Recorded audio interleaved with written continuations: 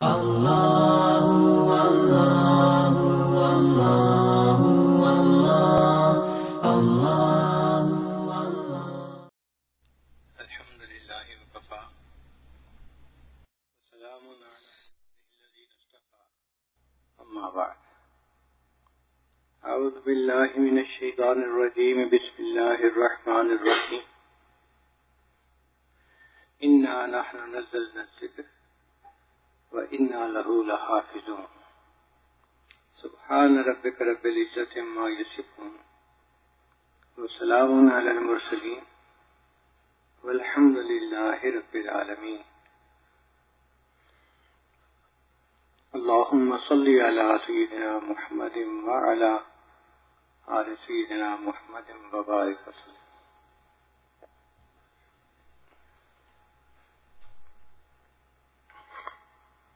آج کل سائنس اور ٹیکنالوجی کا زمانہ ہے. جب کسی انفارمیشن کو سیو کرنا ہو تو اس کے دو طریقے ہوتے ہیں. ایک ہوتا ہے اس کی سافٹ کاپی بنا لی جائے، فلیش ڈرائیو پہ یا کسی ڈسک کے اوپر اس کو سیو کر لیا جائے تو کام محفوظ ہو جاتا ہے. اور دوسرا طریقہ یہ ہے کہ اس کو پرنٹ کر کے اس کی ہارڈ کاپی رکھ لی جائے. تو سافٹ کاپیز بھی بنائی جاتی ہیں اور ہارڈ کاپیز بھی بنائی جاتی ہیں. اللہ رب العزت نے اپنے قرآن مجید کو نازل کیا اور فرمایا انا نحن نزلنا الذکر، تحقیق اس قرآن کو ہم نے ہی نازل کیا، وَإِنَّا لَهُ لَحَافِظُونَ، اور اس کی حفاظت کے بھی ہم ہی ذمہ دار ہیں. تو قرآن مجید کی حفاظت کی ذمہ داری اللہ نے دی. اللہ نے بھی دو طریقے اختیار کیے. قرآن مجید کی سافٹ کاپیز بھی بنائی اور ہارڈ کاپیز بھی بنوائی. قرآن مجید کی سافٹ کاپیز کیا ہیں کہ اللہ نے اپنے بعض بندوں کے دل میں قرآن کی محبت ڈال دی. ان کو شوق پیدا ہوا کہ ہم قرآن پاک کو یاد کریں، چنانچہ وہ پورے قرآن پاک کو یاد کر لیتے ہیں. یہ قرآن پاک ان کے دماغ کے اندر گویا محفوظ ہو جاتا ہے اور وہ قرآن پاک کی ایک ڈسک، ایک فلیش ڈرائیو بن جاتے ہیں، ایک سافٹ کاپی بن جاتے ہیں جس میں قرآن مجید محفوظ ہوتا ہے. قرآن مجید کے الفاظ کے محافظ حفاظ قرآن ہیں. قرآن مجید کے حروف کے محافظ قراء حضرات ہیں. قرآن مجید کے معانی کے محافظ علماء حضرات ہیں.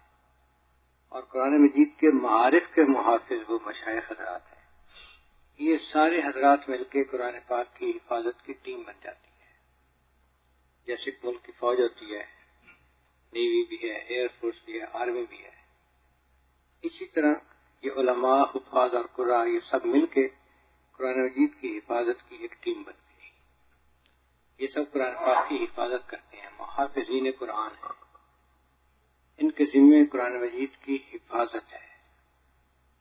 اور الحمدللہ 1400 سال سے قرآن مجید محفوظ چلا رہا ہے. نبی علیہ السلام خود حافظ قرآن تھے. پھر آپ صلی اللہ علیہ وسلم سے قرآن سن کے آپ کے صحابہ کرام نے یاد کر لیا تھا. سیدنا صدیق اکبر بھی حافظ قرآن تھے، سیدنا عمر رضی اللہ عنہ بھی حافظ قرآن تھے، سیدنا عثمان غنی بھی حافظ قرآن تھے، اور سیدنا علی بھی حافظ قرآن تھے. اور صحابہ میں سے اکثر صحابہ حفاظ تھے، یا مکمل حافظ تھے یا جزوی حافظ تھے، مگر ان کو کچھ نہ کچھ یاد ضرور تھا سب کو. چنانچہ یہ حفاظ کی ایک جماعت تیار ہو گئی تھی نبی اسلام کے زمانے میں. جب وحی اترتی تھی تو نبی علیہ السلام کچھ صحابہ کو جو لکھنا جانتے تھے وہی لکھوا دیا کرتے تھے. اس زمانے میں کاغذ نہیں ہوتا تھا تو لکڑی کے اوپر، پتھر کے اوپر، چمڑے کے اوپر لکھ لیا جاتا تھا. ان کو پارچات کہتے تھے اور لکھنے والے کو کاتبین وحی کہلاتے تھے. 18 کے قریب حضرات تھے جنہوں نے قرآن مجید کو لکھا اور صحابہ کرام نے اس کو اپنے پاس جمع کر لیا. تو گویا قرآن مجید کی دور نبی میں دو طرح سے حفاظت ہوئی.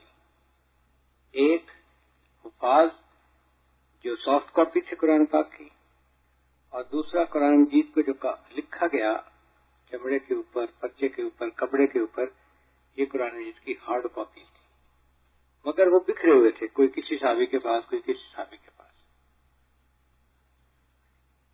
جب نبی علیہ السلام نے پردہ فرمایا، اب ضرورت اس بات کی پیش آئی کہ وہ جو لکھا ہوا قرآن ہے اس کو یکجا کیا جائے۔ چنانچہ سیدنا صدیق اکبر رضی اللہ تعالیٰ عنہ نے چند صحابہ کی ایک جماعت بنائی جو حافظ قرآن تھے، اور ان کو کہا کہ یہ جتنے پارچات ہیں جن پر قرآن لکھا ہوا ہے ان سب کو حکومتی سطح پر ایک جگہ پر جمع کرو۔ چنانچہ وہ صحابہ لکھے ہوئے قرآن پاک کو دیکھتے تھے اور جو ان کو یاد تھا، میموریز تھی، اس کے ساتھ ملاتے تھے، کسی حرف کا فرق تو نہیں ہے، بالکل ٹھیک ہوتا تھا تو اس کو ایک جگہ جمع کر لیتے تھے۔ اب ان سب پارچات کو کہاں رکھوایا جائے؟ تو اس کے لیے ام المومنین سب سے بہتر شخصیت تھی کہ امت کی ماں تھی۔ بچے اپنی چیزیں اپنے ماں باپ کے پاس حفاظت رکھواتے ہیں، چنانچہ ان میں سیدہ حفصہ رضی اللہ تعالیٰ عنہ حافظہ بھی تھیں اور لکھنا بھی جانتی تھیں۔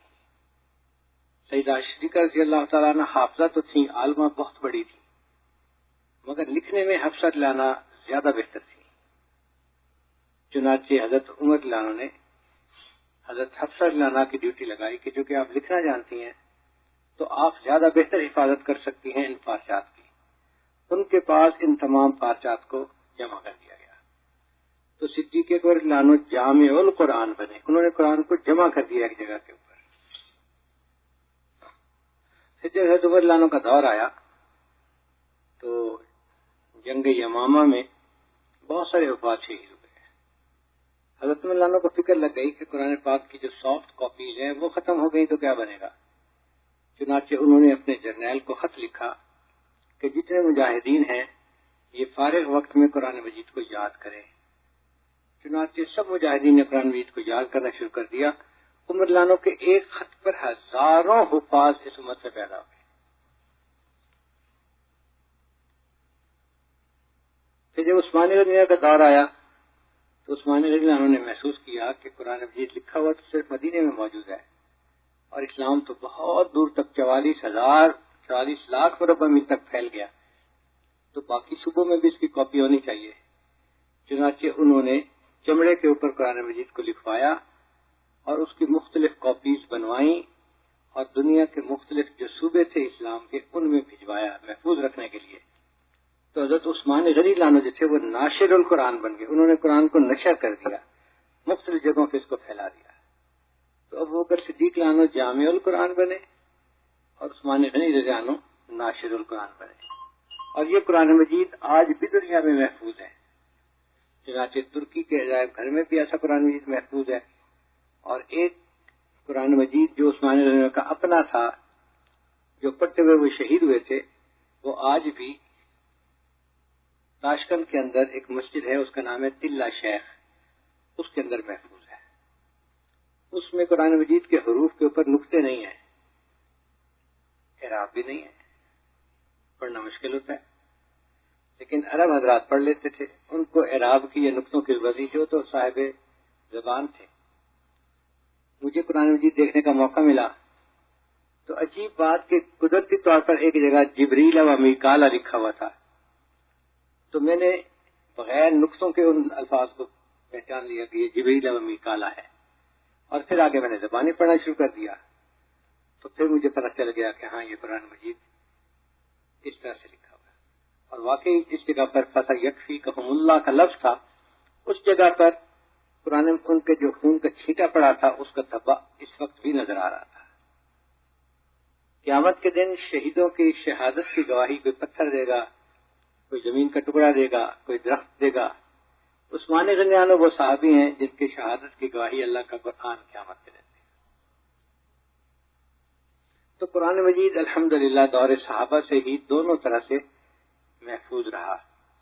پھر جو سافٹ کاپیز تھی نا، حفظ کا سلسلہ، تحفیظ کا سلسلہ، یہ امت میں خوب آگے چلا، تابعین، تبع تابعین، آگے حضرات چلتے رہے، سب کے سب قرآن مجید کے حفاظ تھے اور یہ سلسلہ چلتا تھا۔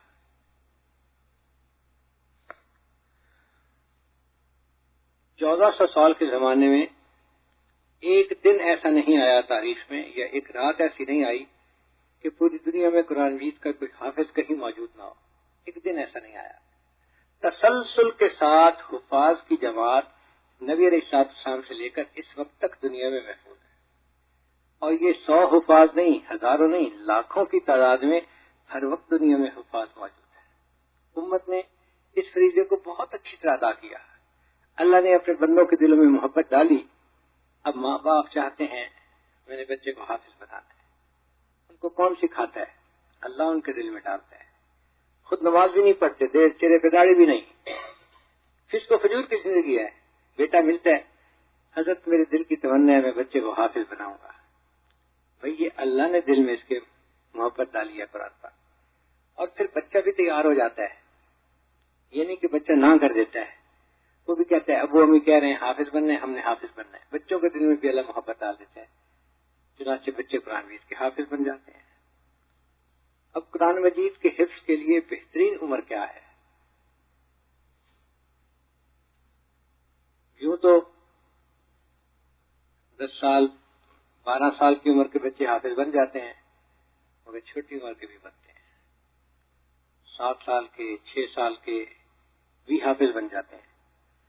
ہارون رشید کے زمانے میں ایک بچے کو دربار میں پیش کیا گیا، وہ حافظ تھا. بادشاہ چونکہ خود حافظ تھا، اس نے کہا کہ بھئی میں اس کا ٹیسٹ لوں گا. باپ نے کہا بیٹا بادشاہ کو سبق سناؤ. اس نے کہا ابو میں سبق کب سناؤں گا جب مجھے آپ گڑ کی ڈلی لے کے دیں گے. یہ گڑ کی ڈلی اس وقت کی ٹافی ہوتی تھی. تو بادشاہ نے باپ نے کہا بیٹا میں تجھے وعدہ کرتا ہوں گڑ کی ڈلی لے کے دوں گا، سبق سنا. ہارون رشید نے 3 مختلف جگہوں سے سنا. بچے نے صحیح جواب دیا. اس بچے کی عمر اس وقت 5 سال تھی. یعنی اگر وہ 5 سال میں حافظ بن چکا تو 2 سال تو حفظ کرنے میں بھی لگے ہوں گے. اس کا مطلب ہے 3 میں شروع کیا ہوگا اور 5 میں حافظ بن چکا ہوگا. تو 5 سال کی عمر کے حفاظ بھی موجود ہیں. ہمارے ہاں پچھلے دنوں ایک بچے نے قرآن مجید حفظ کیا، وہ 6 سال کی تھی. قد چھوٹا سا تھا، بچی بالکل چھوٹی سی نظر نہیں آتی تھی، اور بچیاں ویسے بھی پتلی دبلی ہوتی ہیں. تو مفتی صاحب کی بیٹی تھی، وہ کہنے لگے کہ حضرت آپ کا سالانہ اجتماع ہوگا نا، یہ اپنی آخری سبق اس وقت سنائے گی. میں نے کہا بہت اچھا. چنانچہ اجتماع کے آخری محفل میں ہم نے اس بچی کو کہا کہ سبق پڑھے. اب وہ اتنی چھوٹی تھی مجمع کو نظر ہی نہیں آ رہی تھی. تو ہم نے کہا کہ بھئی اس کو میز کے اوپر کھڑا کر دو. چنانچہ وہ چھوٹی سی بچی اس کو میز کے اوپر کھڑا کر دیا گیا، اور اس بچی نے قرآن مجید اتنا خوبصورت پڑھا کہ دل خوش ہو گیا. جب مجلس مکمل ہوئی تو پٹھان بھائی جو تھے وہ وضو کرنے گئے اور کہہ رہے تھے پیر صاحب جاپان سے گڑیا لائے ہیں جو قرآن پڑھتی ہے. یعنی اس بچی کو دیکھ کے وہ سمجھے یہ کوئی پلاسٹک کی گڑیا ہے جو قرآن پڑھ رہی تھی. اتنی چھوٹی بچی تھی. تو اتنی چھوٹی عمر میں بھی بچے حافظ بن جاتے ہیں. بڑی عمر میں کہاں تک بنتے ہیں؟ 10 سال 20 سال 30 سال 40 سال 50 سال 60 سال تک کے لوگ بھی حافظ بن جاتے ہیں. بڑی عمر میں بھی حافظ بنتے ہیں. میرے والد صاحب کے جو والد تھے یعنی دادا تھے، وہ 2 بھائی تھے، ایک چھوٹے تھے ایک بڑے تھے. چھوٹے قرآن مجید کے حافظ تھے، اور بڑے جو تھے وہ ان کی منزل سننے میں ان کی مدد کیا کرتے تھے. دونوں میں دوستی بہت مشہور تھی. لوگ کہتے تھے کہ یہ دونوں دوست پہلے ہیں بھائی بعد میں ہیں. ہر جگہ وہ اکٹھے ہوتے تھے، ہر کام اکٹھا کرتے تھے، ایک دوسرے کے ساتھ جزو لائن فق بنے ہوئے تھے، اکٹھے ہوتے تھے ہر وقت. ان کی خوشی ان کا غم برابر ہوتا تھا. مثالی جوڑا تھا بھائیوں کا. چھوٹے نے جب منزل سنانی ہوتی وہ بڑے کو سناتے تھے. اللہ کی شان دیکھیں کہ چھوٹے نے اتنا قرآن پاک سنایا کہ جو بڑے بھائی تھے وہ سن سن کے قرآن مجید کے حافظ بن گئے تھے. اپنی وفات سے پہلے انہوں نے بھی قرآن مجید مصلی میں سنایا، تراویح کے اندر سن کے حافظ بن گئے تھے. تو بڑی عمر میں بھی قرآن مجید کے حافظ بنے. 6 سال سے لے کے 60 سال تک کی عمر کے لوگ مختلف عمر میں حفاظ بنتے ہیں. اب اگلا سوال پیدا ہوتا ہے کہ حفظ میں ٹائم کتنا لگتا ہے؟ بھئی عام طور پر جو بچہ حافظ بننا شروع کرتا ہے وہ 2 سال میں 2.5 سال میں حافظ بن جاتا ہے. عام طور پہ ایک ایوریج بچہ جو ہوتا ہے 2 سے 2.5 سال میں حافظ بن جاتا ہے. جو ذہین بچے ہوتے ہیں وہ اس سے کم میں بھی حافظ بنتے ہیں، کوئی 1.5 سال میں، کوئی 1 سال میں، کوئی 1 سال سے بھی کم میں بن جاتے ہیں۔ ہمارے پاس بچیوں کے جامعہ میں ایک لڑکی داخلے کے لیے آئی، وہ ڈبل ایم اے تھی، ایم اے جغرافی، ایم اے کیلیگرافی۔ کہنے لگی کہ میں نے قرآن مجید حفظ کرنا ہے۔ ہم نے اسے مشورہ دیا کہ آپ تو ڈبل ایم اے ہیں، بہتر یہ ہے کہ آپ عالمہ کورس میں داخلہ لیں۔ اس نے کہا جی میں بعد میں عالمہ بھی بنوں گی، لیکن میرا ایک شوق ہے کہ میں نے حافظہ بننا ہے، مجھے حفظ پہلے کرنا ہے۔ ہم نے داخلہ دے دیا۔ اب حفظ کی کلاس کی بچیاں تو 5-6 سال کی عمر کی، 7-8 سال کی عمر کی ہوتی ہیں، وہ چھوٹی چھوٹی بچیاں، اور یہ ایک ان میں سے ڈبل ایم اے بچی معلمہ کی عمر کی کلاس میں بیٹھ کے پڑھتی۔ اللہ کی شان دیکھیں کہ 7 مہینے کے بعد مجھے معلمہ نے پیغام بھجوایا کہ جی وہ بچی جو حفظ کرنے آئی تھی حافظہ بن چکی ہے، آج آپ اس کا آخری سبق سن لیں۔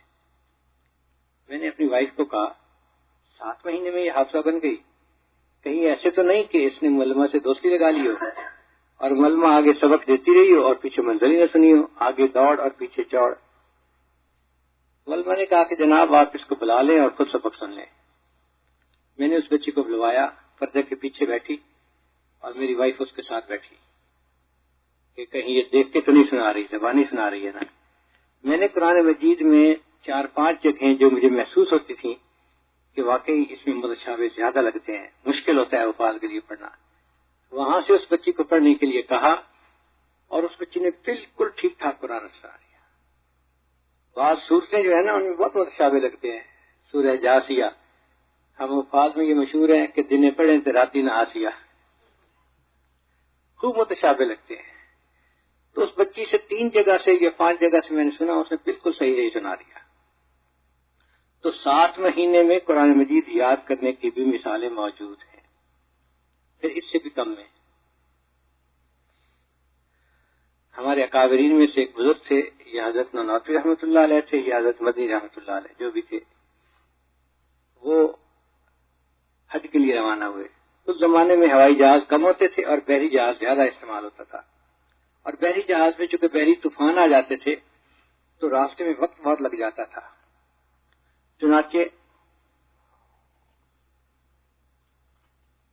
حج کے لیے سفر رمضان سے پہلے شروع کر دیا جاتا تھا، بمبئی سے جہاز چلتا تھا، جدہ پہنچتا تھا اور رمضان شریف راستے میں آتا تھا۔ اب ان کے ساتھ تقریباً کوئی 100-150 علماء کی جماعت تھی۔ جب رمضان شریف شروع ہوا تو پتہ چلا کہ مجمع میں علماء تو سب ہیں، پورا حافظ کوئی نہیں۔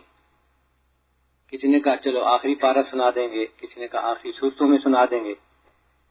تو حضرت نانوتوی رحمۃ اللہ نے فرمایا کہ نہیں، مجھے اچھا نہیں لگتا اتنے بڑے بڑے علماء ہوں اور صرف آخری صورتوں کے ساتھ تراویح پڑھیں۔ میں کوشش کرتا ہوں وہ روزانہ دن میں 1 پارہ یاد کرتے، رات کو تراویح میں سنا دیتے، ادھر رمضان ختم ہوا، ادھر ان کا حفظ قرآن ختم ہو گیا۔ تو 30 دن میں قرآن مجید کو یاد کرنے کی مثالیں بھی امت میں موجود ہیں، اور یہ تو ہم نے قریب کے زمانے میں بھی دیکھا۔ شعبان کے آخری دن سے نفلی اعتکاف کے لیے کچھ بچے ہمارے ہاں آ گئے، وہ پورا مہینہ اعتکاف کرتے ہیں۔ ایک بچے نے مجھے چٹ بھیجی، حضرت مجھے پاؤں دبانے کا بہت اچھا طریقہ آتا ہے، اگر آپ مجھے آدھا گھنٹہ دے دیں تو سارا دن آپ بیٹھے رہتے ہیں، پاؤں سن ہو جاتے ہیں شوگر کی وجہ سے، میں دبا دوں گا تو پاؤں میں جریان خون ٹھیک ہو جائے گا، آپ کے پاؤں کی سوجن اتر جائے گی، راحت ملے گی۔ میں نے اس کو بلا لیا، اس بچے نے اتنے اچھے پاؤں دبائے کہ واقعی مجھے بہت سکون ملا۔ کہنے لگا حضرت آپ کو میرا دبانا پاؤں کا پسند آیا؟ میں نے کہا پسند آیا۔ کہنے لگا حضرت ایک ریکویسٹ ہے کہ رمضان شریف سے پہلے 10 دن ہیں، میں آ جایا کروں گا اور مجھے آپ آدھا گھنٹہ دے دیا کریں، میں دبا کے پھر اسی وقت واپس چلا جاؤں گا، زیادہ ٹائم نہیں لوں گا۔ تو بہت اچھا۔ اب وہ بچہ روزانہ چٹ بھیجتا، میں بلا لیتا، وہ فون دباتا چلا جاتا۔ میں اپنے ذہن میں سوچ رہا تھا کہ یہ بھی شاید نفلی اعتکاف میں بیٹھا ہے اور درمیان میں آدھا گھنٹہ یہ میرے کمرے میں خدمت کے لیے آ جاتا ہے۔ کمرہ مسجد کے ساتھ ملحق تھا۔ مجھے ایک دوست نے بتایا کہ حضرت نہیں، یہ روزانہ گھر لاہور جاتا ہے اور اپنے والد کے ساتھ کام کرتا ہے، 8 گھنٹے ڈیوٹی دیتا ہے، اور ڈیوٹی دینے کے بعد پھر وہاں سے بس پہ بیٹھ کے 3 گھنٹے یہاں آتا ہے، اور آدھا گھنٹہ آپ کے پاؤں دبا کے پھر واپس 3 گھنٹے چلا جاتا ہے۔ مجھے بڑی حیرت ہوئی، 3 گھنٹے آنے کے، 3 گھنٹے جانے کے، اور 8 گھنٹے ڈیوٹی بھی دینا، یہ بچہ آرام کب کرتا ہوگا؟ جب نیکسٹ ڈے وہ بچہ آیا تو میں نے پوچھا بھائی معاملہ کیا ہے؟ اس نے کہا جی والد صاحب نے مجھے چھٹی نہیں دی، وہ کہتے ہیں کہ 8 گھنٹے تم نے میرے ساتھ کام کرنا ہے، تو اس لیے میں مجبور ہوں، مجھے جانا بھی پڑتا ہے اور مجھے آنا بھی ہے۔ میں نے کہا کہ آپ ایسا کرو کہ والد صاحب کو میرے سلام دے دینا، اور ان کو کہنا کہ حضرت نے کہا ہے کہ اگر آپ مجھے رمضان شریف میں آسانی کر دیں اور ڈیوٹی معاف کر دیں تو مہربانی ہوگی۔ اس نے میرے سلام دیے تو والد صاحب نے اس کو کہا ٹھیک ہے تم 1 مہینہ حضرت کے ساتھ اعتکاف بیٹھ لو۔ وہ بڑا خوش نوجوان بچہ آ گیا، حضرت مجھے ابو نے چھٹی دے دی کہ عید تک تم فارغ ہو کام سے، تم جاؤ وہیں اعتکاف بیٹھو۔ اور اس وقت میں نے تعارف کیا کہ بھئی آپ کون ہیں؟ کہنے لگے جی میں نے جامعہ اشرفیہ سے دور حدیث کیا ہے، اور 1 سال 2 سال میں نے افتاء میں تخصص حاصل کیا، مفتی بن گیا ہوں، اور اب میرے پاس ٹائم فارغ تھا اور آپ پاکستان میں مقیم تھے تو میں آیا کہ مجھے خدمت کا موقع مل جائے گا، تو میں اس کو اپنا سنہری موقع سمجھ کے روز آتا ہوں، پاؤں دبا کے چلا جاتا ہوں۔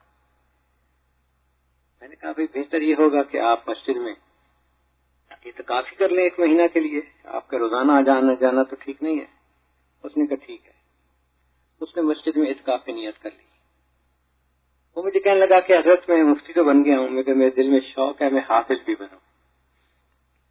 ہم نے دعا کر دی کہ اچھا آپ ہمت کریں۔ وہ بچہ روز ایک پارہ یاد کرتا اور رات کو تراویح میں سناتا۔ اس نے 28 دن میں قرآن مجید مکمل یاد کر لیا۔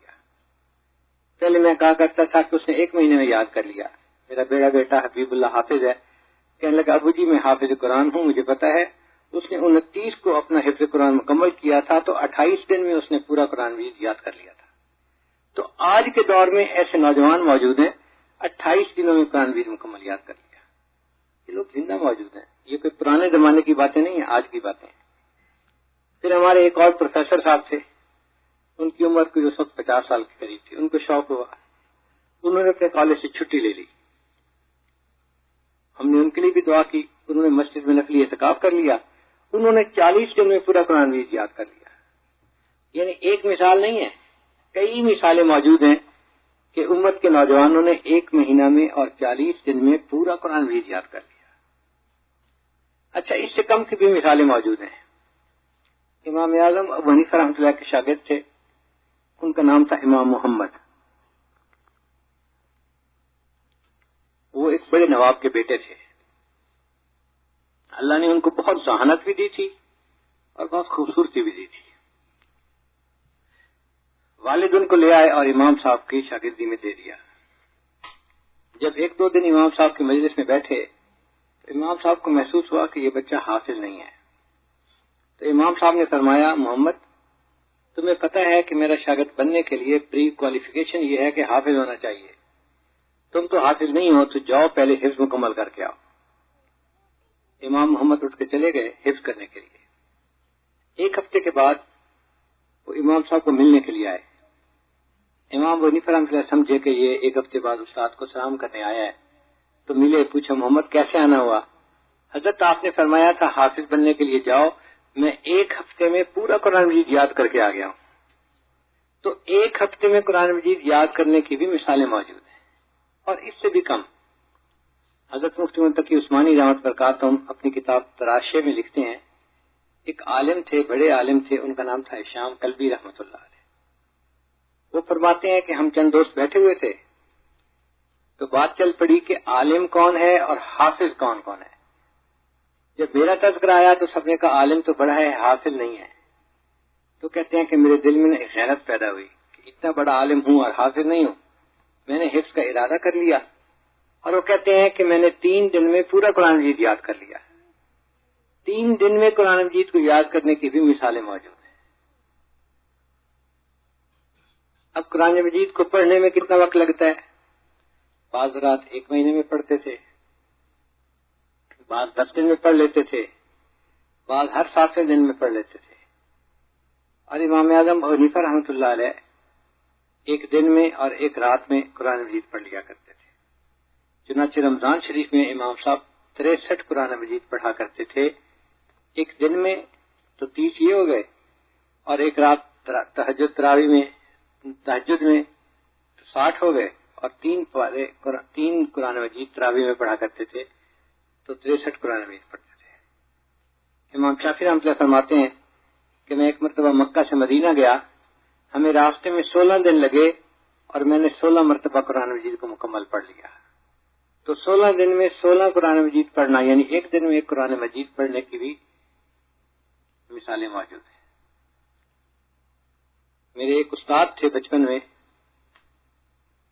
عاشق قرآن تھے، اتنے بڑے اچھے قاری تو نہیں تھے، سادہ پڑھتے تھے، مگر ہر وقت قرآن پڑھتے رہتے تھے. اللہ کی شان دیکھیں، ایک قرآن مجید پڑھنا ان کا زندگی کا معمول تھا. روزانہ فجر کے بعد شروع کرتے تھے اور عصر کے وقت ان کا حفظ قرآن کی دعا ہوتی تھی. کوئی ٹینشن نہیں ہوتی تھی، کوئی ڈانٹ ڈپٹ نہیں ہوتی تھی. لوگ آتے تھے، نارمل باتیں کرتے تھے، ان کا جواب دیتے تھے، پھر جیسے ہی فارغ ہوتے تھے فوراً قرآن پڑھنا شروع کر دیتے تھے. میری اس وقت عمر شاید 2.5-3 سالوں کی چھوٹی عمر تھی. ایسی عمر تھی کہ پورے محلے کے گھروں کا ملٹیپل ویزا میرے پاس موجود تھا. جس گھر میں چاہو داخل ہو جاؤ. گھر کے لوگ پیار کرتے تھے، محبت کرتے تھے، کچھ کھانے کو دیتے تھے. تو میرے پاس پورے گھر محلے کا ویزا تھا اس زمانے میں. تو میں ایک مرتبہ اپنے استاد کے گھر گیا. اسی وقت ان کی ایک بیٹی تھی بڑی، جس کی شادی ہوئی تھی، اور دلہن تھی وہ تو پہلی مرتبہ واپس اپنے گھر آئی تھی ماں باپ کو ملنے کے لیے. تو اس نے دلہن والے کپڑے پہنے ہوئے تھے. وہ آئی، اپنے والد سے ملی، ابو جی کیا حال ہے، ٹھیک ہے، پاس بیٹھ گئی. اب حضرت نے قرآن پڑھنا شروع کر دیا، اپنا ہونٹ ہل رہے ہیں، پڑھ رہے ہیں. اس نے تھوڑی دیر بعد کہا کہ ابو میں اتنی دور سے آپ کو ملنے کے لیے آئی ہوں، آپ مجھ سے کوئی بات تو کریں. بیٹی آپ نے خیریت پوچھی، میں نے آپ کو بتا دی، اب آپ خاموش بیٹھی ہیں تو میں خاموش بیٹھنے کی بجائے قرآن پڑھ رہا ہوں. یعنی گھر کے لوگوں کے ساتھ لمبی گفتگو کی بجائے اس دوران بھی وہ اللہ کا قرآن پڑھتے تھے اور ایک قرآن پاک روز مکمل پڑھ لیا کرتے تھے. ایسی بھی مثالیں موجود ہیں. ترکی کے ایک حافظ نے 7 گھنٹے میں پورا قرآن مجید پڑھا. یہ دنیا میں ریکارڈ ہے. تقریباً 6 سے 7 گھنٹے میں قرآن مجید پڑھنے کا ریکارڈ مختلف جگہوں پہ موجود ہے. ہمارے ہاں ایک بچہ تھا، اس نے بھی الحمد سے پڑھنا شروع کیا، اور درمیان میں ایک جگہ پر پہنچ کر اس نے اتنا کہا کہ مجھے پینے کے لیے چائے کا کپ دے دیجیے. اب میرے گلے سے الفاظ نکل نہیں رہے. اس نے چائے کا کپ دیا اور پھر پڑھنا شروع کیا. 6 گھنٹے میں اس نے پورا قرآن مجید سنا دیا.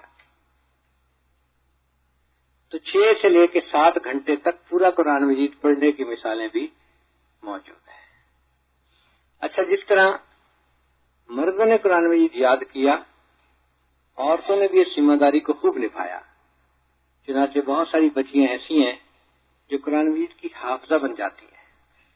ہمارا یہ تجربہ ہے، ایک بھائی ہو اور ایک بہن ہو، اور دونوں مل کے حفظ کرنا شروع کریں تو بہن پہلے حافظہ بن جاتی ہے، بھائی بعد میں حافظ بنتا ہے. اس لیے کہ بچیوں کے اندر کنسنٹریشن ہوتی ہے اور فرما برداری ہوتی ہے، تو وہ سبق پہ توجہ دیتی ہیں. اور لڑکے جو ہوتے ہیں یہ ریبیلیس ہوتے ہیں، یہ ٹائم ضائع کرتے ہیں، کنسنٹریشن نہیں ہوتی، اس لیے ان کو ٹائم زیادہ لگ جاتا ہے. مگر اللہ نے بچیوں کو بھی ایسا حافظہ دیا کہ بچیاں بھی قرآن مجید کی حافظہ بن جاتی ہیں. یہاں پر ایک نقطہ اور بھی سمجھ لیجئے.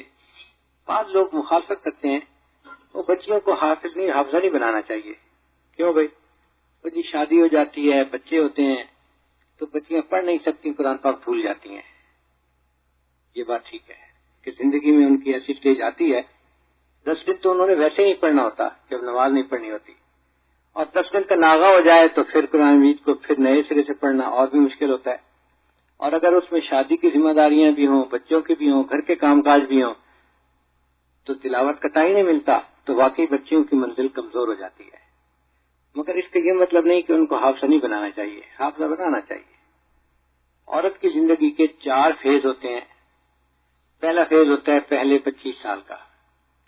اس 25 سال کے فیز میں بچی علم حاصل کرتی ہے اور پھر اس کی شادی ہوتی ہے. تو پہلے 25 سال علم کا فیز ہے، چاہے وہ عالمہ بنے، چاہے وہ یونیورسٹی کی تعلیم پائے، ڈاکٹر بنے، انجینئر بنے، کمپیوٹر اسپیشلسٹ بنے، جو مرضی پڑھے، پہلے 25 سال بچے کی دنیاوی تعلیم کی ایج ہوتی ہے۔ پھر 25 سے لے کے 50 سال کی جو ایج ہوتی ہے نا، یہ سیکنڈ فیز ہے، یہ بچی کی ہوتی ہے شادی کی ایج اور گھر کی فیملی کو ڈیولپ کرنے کی ایج۔ عام طور پہ بچیوں کی شادیاں 25 سے کچھ پہلے یا 25 میں جا کے ہو جاتی ہیں۔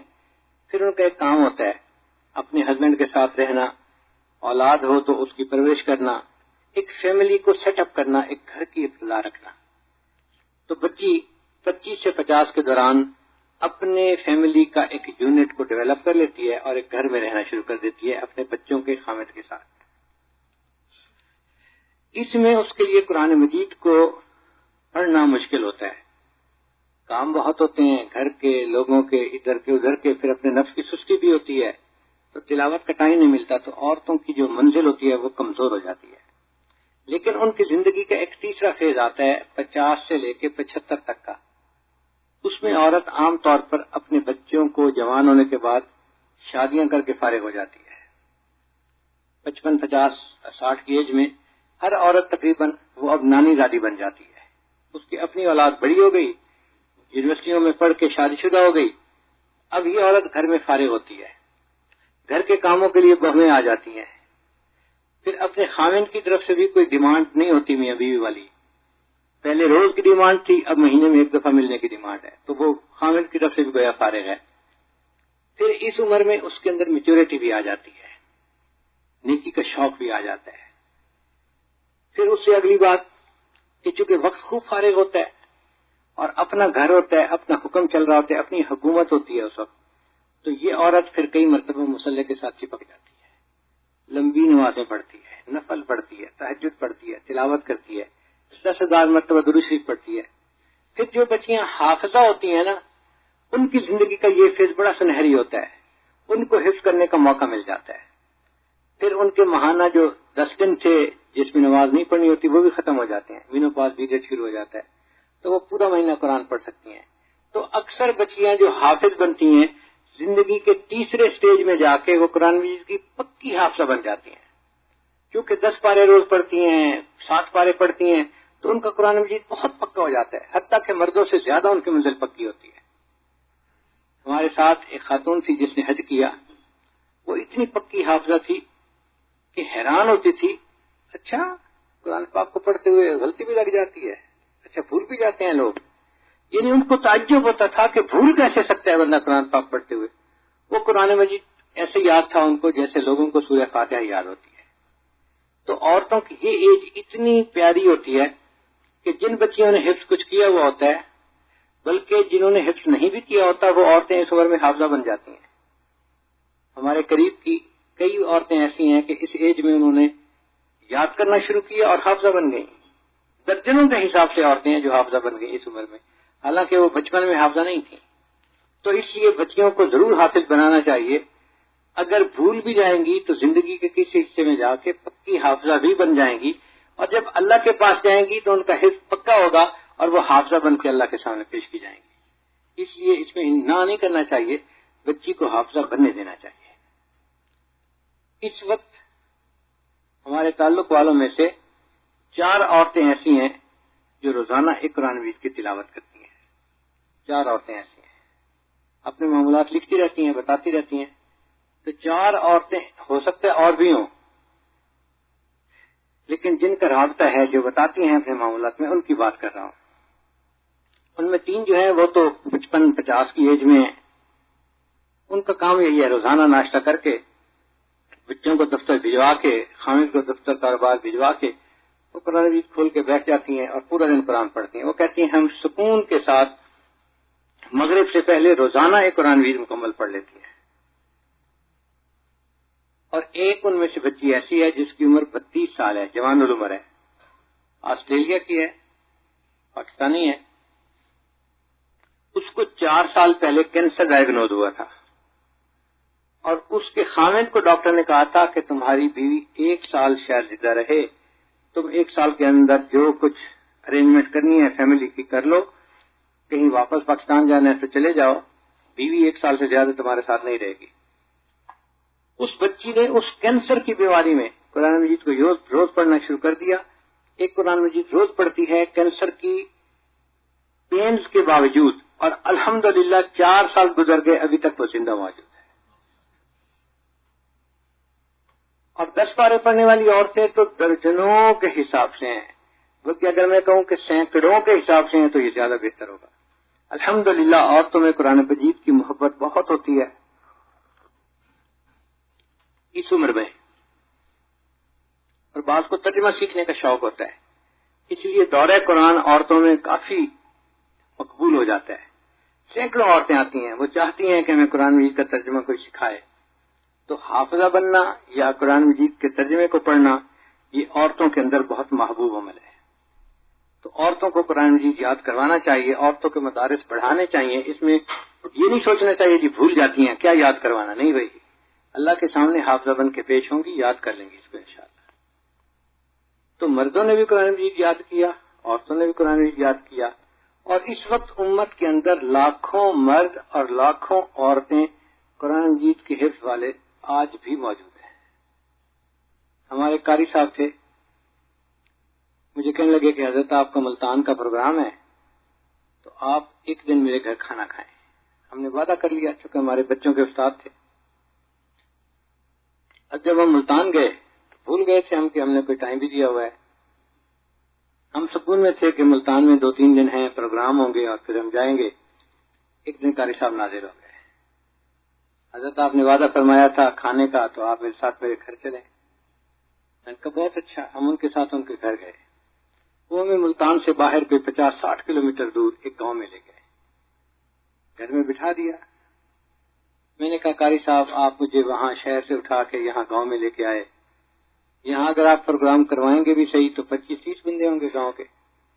شہر میں ہوتے تو ہزاروں لوگ فائدہ اٹھاتے، زیادہ فائدہ ہوتا. وہ کہنے لگے حضرت میں ایک مقصد کے تحت آپ کو اس گاؤں میں لایا ہوں. میں نے کہا کیا مقصد ہے؟ کہنے لگے اس گاؤں کا نام ہے حافظ والا. میں نے پوچھا کیا مطلب؟ کہنے لگے کہ اس گاؤں کی تاریخ یہ ہے کہ پچھلے 300 سال میں ایک دن بھی ایسا نہیں گزرا اس گاؤں کے کسی گھر کے اندر کوئی قرآن مجید کا حافظ نہ موجود ہو. 300 سال سے تسلسل کے ساتھ اس گاؤں کے ہر گھر کے اندر کوئی نہ کوئی قرآن مجید کا حافظ موجود ہوگا، یا ماں باپ ہوں گے یا اولاد میں سے کوئی ہوگا. اس لیے اس کو حافظ والا کہتے ہیں کہ ہر گھر کے اندر حافظ موجود ہے. سبحان اللہ. آج بھی دنیا میں ایسے گاؤں ہیں کہ گاؤں کے ہر گھر کے اندر یہ قرآن مجید کا حافظ ہے، یہ قرآن مجید کی حافظہ بچی ہے، نام حافظ والا. اور یہی کیفیت انڈیا کا شہر ہے پانی پت، اس میں گزری. ایک وقت تھا قرآن مجید کا اتنا شوق تھا، ہر گھر کے اندر قرآن مجید کے حافظ، حافظہ، قاریہ، قاری موجود ہوتے تھے. بلکہ اس زمانے میں جب بچیوں کے لیے رشتے آتے تھے نا 2-3، تو بچیاں کہتی تھیں کہ ہم جو پرپوزل آئے گی نا ان لڑکوں سے قرآن خود سنیں گی پردے میں بیٹھ کے، اور جس کا قرآن ہمیں پسند آئے گا ہم اسے رشتہ پسند کر لیں گی. تو بچیاں قرآن مجید سن کے اپنے لیے ہسبینڈ کو پسند کیا کرتی تھی. قرآن مجید کی ایسی محبت تھی دلوں میں. تو الحمدللہ امت نے اس حفظ قرآن کے منصب کو خوب نبھایا، اور آج بھی دنیا میں حفظ کے مدارس موجود ہیں. کیا مشرق، کیا مغرب، کیا شمال، کیا جنوب، کیا عرب، کیا عجم، ہر جگہ جہاں آپ جائیں قرآن مجید کے حفاظ قراء آپ کو مل جائیں گے. یہ قرآن مجید ایک محفوظ کتاب ہے. پھر دوسرا طریقہ حفظ کا کہ اس کی ہارڈ کاپی وہ بھی موجود ہے. چنانچہ دور نبوت میں صحابہ اس کو لکھا کرتے تھے جو کاتبین وحی کہلاتے تھے. پھر بعد کے دور میں یہ لکھنے کا فن اور بڑھ گیا. کچھ حضرات تھے جو کاتب کہلاتے تھے، ان کا کام ہی تھا قرآن مجید لکھنا. وہ لکھ لکھ کے قرآن دیا کرتے تھے لوگوں کو. اور ان کاتب حضرات نے اتنا ملکہ پیدا کر لیا تھا کہ موٹا بھی لکھتے تھے، باریک بھی لکھتے تھے. باریک کتنا لکھتے تھے کہ چاول کے ایک دانے کے اوپر سورہ اخلاص لکھ لیا کرتے تھے. چاول کے دانے کے اوپر سورہ اخلاص لکھ لیا کرتے تھے. اتنا باریک لکھ لے ماہر تھے. موٹا بھی لکھتے تھے. چنانچہ میں نے سمرقند کے اندر ایک قرآن مجید دیکھا جو لوہے کی پلیٹوں پہ لکھا ہوا تھا، کھود کے نیچے سے لے کے فرش سے کمرے کی چھت تک پلیٹیں پڑی تھی لوہے کی. لائبریرین سے میں نے پوچھا یہ کیا؟ اس نے کہا جی یہ قرآن مجید ہے، ہر پلیٹ ایک صفحہ ہے قرآن مجید کا، اور اس کو کھود کے بنایا گیا ہے. میں نے کہا ایسا کیوں کیا؟ ان کا جی اس وقت کے مسلمان بادشاہوں نے سوچا کہ قرآن مجید کی ایک ایسی کاپی تیار کرنی چاہیے کہ جس کے حروف کو کوئی بدل نہ سکے اور وہ پوری دنیا کے اندر ایک سٹینڈرڈ کے طور پہ استعمال ہو. جیسے گرین وچ ٹائم کا سٹینڈرڈ ہے، فلان ٹائم کا سٹینڈرڈ ہے، فلان ٹائم کا سٹینڈرڈ ہے، کمپیئر کرنا ہو تو ٹائم کو ان کے ساتھ ملا لو.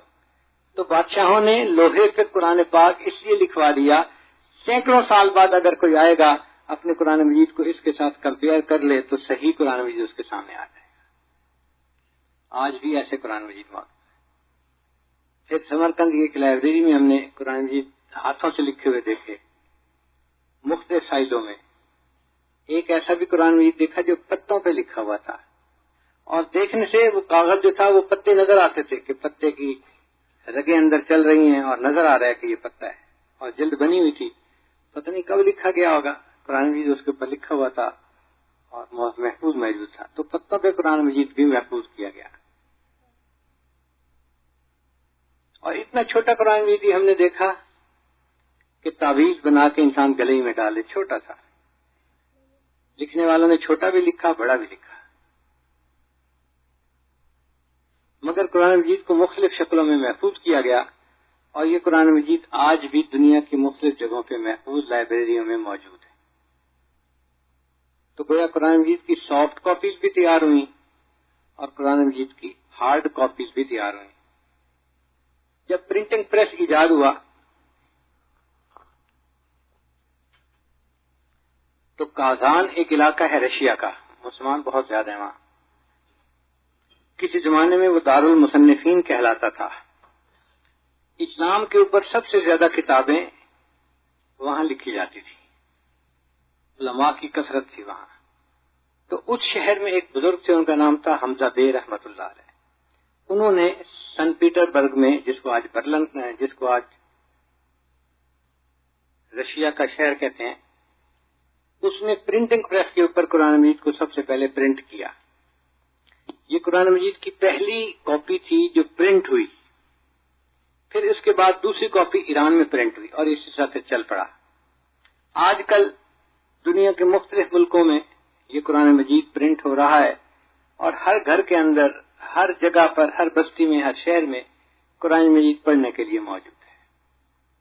کوئی جگہ ایسی نہیں جہاں قرآن مجید موجود نہ ہو، ہر جگہ موجود ہے. جرمنی کی میونخ یونیورسٹی میں ایک پروجیکٹ دیا گیا کہ مسلمان دعویٰ کرتے ہیں کہ قرآن مجید محفوظ ہے، ہم ذرا اس کو ویریفائی تو کریں. انہوں نے دنیا کے مختلف ملکوں کے مختلف شہروں سے 40,000 قرآن مجید خریدے. کوئی اس شہر سے، کوئی اس شہر سے، کوئی اس ملک سے، کوئی اس ملک سے، کوئی گاؤں سے، کوئی شہر سے. ان کا خیال تھا کہ 40,000 جب قرآن مجید ہم خریدیں گے تو کہیں نہ کہیں تو ہمیں تضاد مل ہی جائے گا، کوئی چھوٹی موٹی ایک دوسرے کے ساتھ جو ہے نا وہ فرق نکل آئے گا، اور ہم ثابت کریں گے کہ دیکھو قرآن مجید محفوظ نہیں ہے. تو 40,000 قرآن مجید انہوں نے اکٹھے کیے. پھر انہوں نے کئی 100 بندوں کو امپلائمنٹ دی، اور ان 40,000 قرآن مجید کو انہوں نے ایک ایک صفحہ، ایک ایک لفظ، ایک ایک حرف کو ایک دوسرے کے ساتھ کمپیئر کیا. کئی سال اس کے اوپر لگے. کئی سالوں کے بعد وہ جو ٹیم تھی اس نے یہ فیصلہ کیا کہ 40,000 قرآن مجید میں کہیں بھی ایک جگہ نقطے زیر زبر کا فرق نہیں ہے. قرآن مجید آج بھی محفوظ حالت میں دنیا میں موجود ہے. انا نحن نزلنا الذکر وانا لہ لحافظون. اس نصیحت نامے کو ہم نے ہی نازل کیا اور ہم ہی اس کی حفاظت کے ذمہ دار ہیں. 1985 کی بات ہے. اس وقت میں اس عاجز کو کچھ عرصہ امریکہ میں رہنے کا موقع ملا. تو ایک دن ایک عالم آئے اور مجھے کہنے لگے کہ آپ کے ذمہ ایک کام لگانا ہے. میں نے پوچھا کیا؟ کہنے لگے میں آپ کو ایک جگہ لے جاؤں گا، آپ نے وہاں ہفتے میں ایک دفعہ جانا ہے۔ وہ مجھے ایک جگہ لے گئے، وہاں پہ انٹرفیس کونسل کا اجلاس تھا۔ ہمارے ملک میں تو انٹرفیس کے یہ جو یعنی میٹنگ ہیں یہ اب شروع ہوئی ہیں، لیکن جن ملکوں نے مذہب کے خلاف تحریکیں چلانی تھیں انہوں نے اپنے علاقوں میں 1985 سے اس کو شروع کروا دیا تھا، انٹرفیس ڈائلاگ آپس میں۔ تو انٹرفیس کونسل وہاں بنی ہوئی تھی، واشنگٹن کے قریب جگہ تھی، اس میں ہر مذہب کے لوگ موجود تھے۔ اچھا، وہاں پہ کیا مسئلہ تھا کہ ایک عالم گئے اسلام کی نمائندگی کرنے کے لیے، تو جو عیسائی تھے یا ربائی تھے یہودی وہ سب آپس میں مل جاتے اور مسلمان عالم سے سائنس کی باتیں پوچھتے۔ قرآن مجید میں جو سائنس سے متعلقہ کوئی چیزیں ہیں، زمین کا تذکرہ، آسمان کا تذکرہ، ستاروں کا، تو وہ سائنس کی باتیں پوچھتے۔ اب مدرسے کے عالم کو تو سائنس کی باتوں کا نہیں پتا، تو وہ بڑے تنگ ہوتے کہ بھئی یہ مجھ سے وہ باتیں پوچھتے ہیں کہ جو میرا فیلڈ ہی نہیں ہے، اور وہ جان بوجھ کے ایسا کرتے تھے کہ تاکہ ہم ان کو لاجواب کریں اور ان کو ہم پریشان کریں۔ تو مسلمان عالم نے کہا کہ بھئی کوئی انگریزی لکھا پڑھا، سائنس لکھا پڑھا بھیجو۔ انہوں نے ایک پی ایچ ڈی ڈاکٹر تھا، اس کو بھیجنا شروع کر دیا۔ تو جب اس کو بھیجا تو انہوں نے اس سے عربی کے زبان سے متعلق کوشچن کرنے شروع کر دیے، صرف نحو کی باتیں۔ اب اس کے لیے وہ فیلڈ مشکل تھا، وہ تو سائنس کا بندہ تھا۔ پھر انہوں نے ایک ایسے حافظ قرآن کو ڈھونڈا جو عالم بھی تھا، حافظ بھی تھا اور قرآن مجید کے حافظ بھی تھا۔ جب اس کو بھیجا تو ان لوگوں نے اس سے روحانیت کی باتیں پوچھنی شروع کر دی۔ اب وہ پریشان ہو کے آ گئے، کہنے لگے جی کہ میں وہاں نہیں جا سکتا، یہ لوگ مجھے پریشان کرتے ہیں، مجھ سے کوشچن ایسے پوچھتے ہیں، لہٰذا میری طرف سے جواب ہے۔ اب جب انہوں نے جواب دے دیا تو یہ عالم پریشان کہ بھئی اب ہم آخر کس کو بھیجیں؟ تو اللہ کی شان کہ وہ میرے پاس آیا اور مجھے کہنے لگے کہ یہ کام آپ کو کرنا ہے۔ میں نے کہا کہ حضرت نہ میں عالم ہوں نہ میں کسی کام کا آدمی ہوں، تو میں تو اس قابل نہیں کہ میں وہاں جا سکوں۔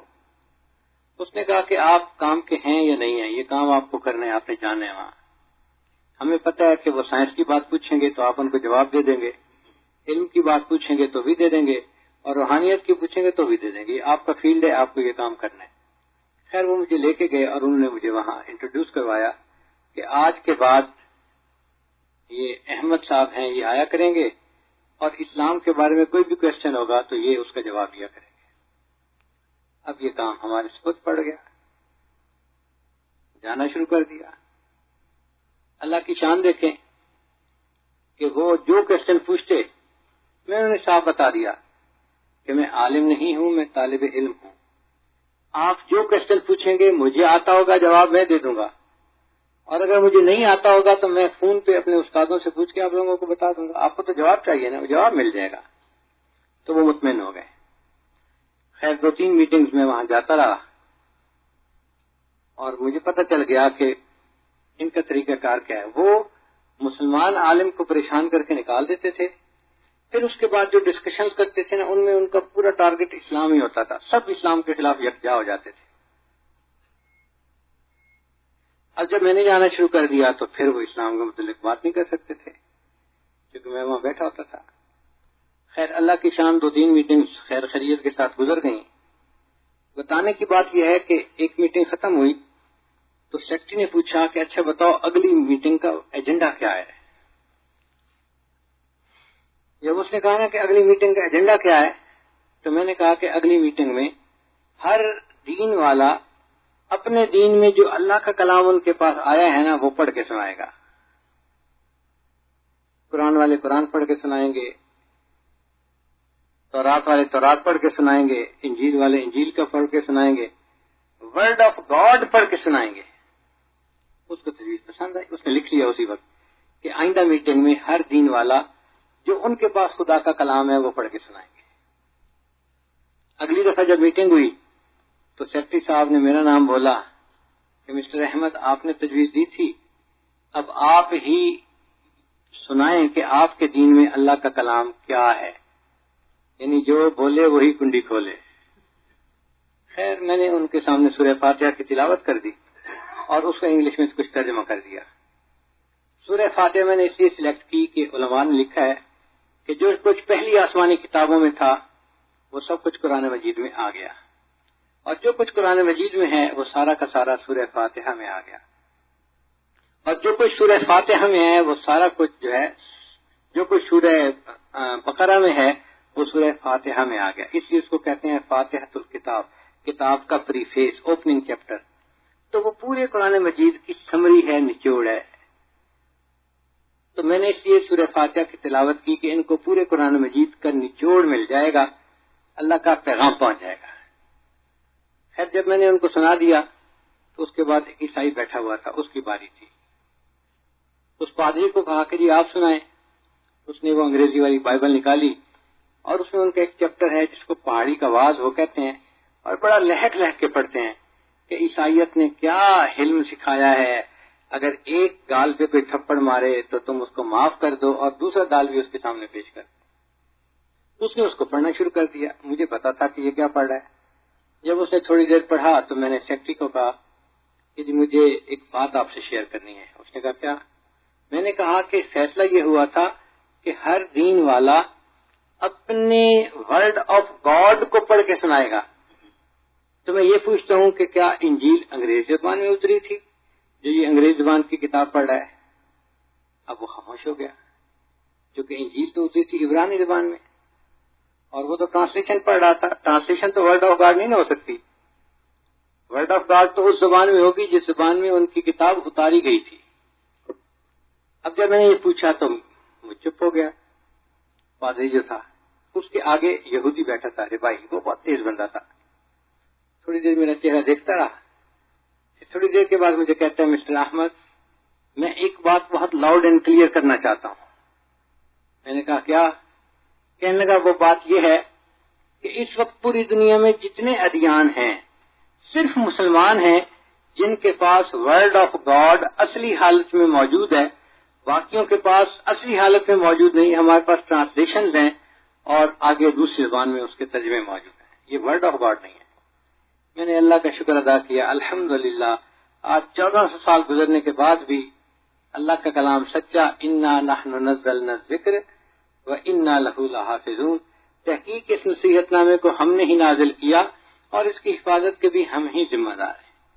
اللہ تعالیٰ کی نے ذمہ داری لی، کیسے نبھائی اللہ نے اپنے بندوں کے ذریعے سے. لاکھوں کی تعداد میں مرد اور عورتیں آج بھی موجود ہیں، سافٹ کاپیز بھی موجود ہیں، ہارڈ کاپیز بھی موجود ہیں.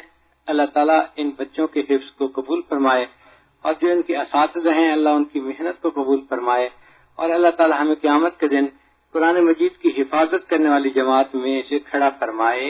وآخر دعوانا ان الحمدللہ رب العالمین.